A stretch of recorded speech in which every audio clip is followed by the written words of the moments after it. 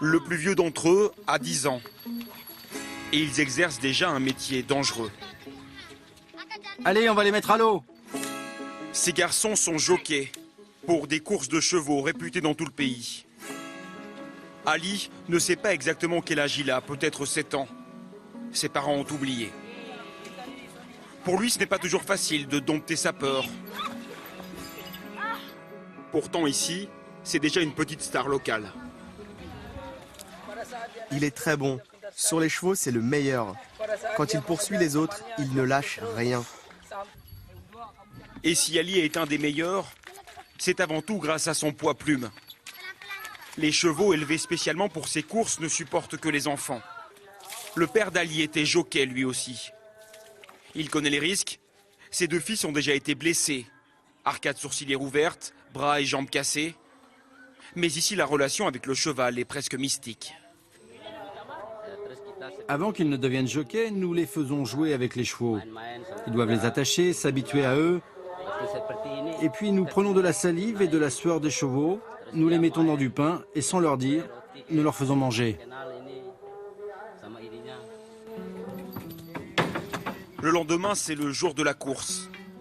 Ali a mis sa tenue spéciale, une sorte de pyjama rose. Le stade est à une dizaine de kilomètres. Tout le monde est concentré.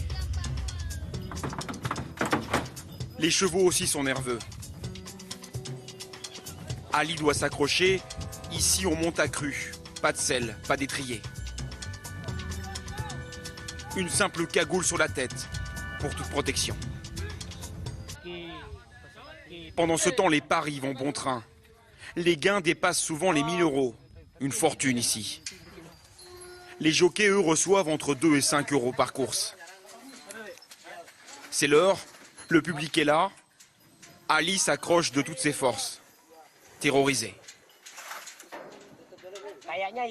Maintenant, ça dépend beaucoup du cheval. Si Dieu le veut, nous pouvons gagner.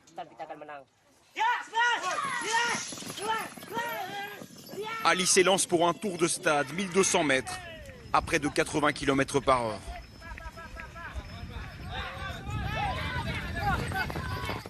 Le petit garçon termine 2e.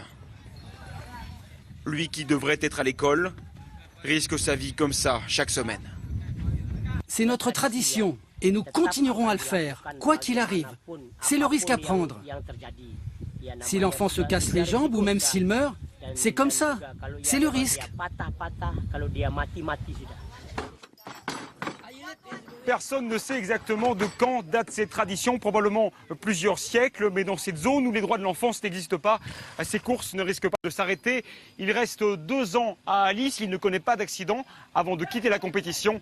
Il deviendra alors un très jeune retraité.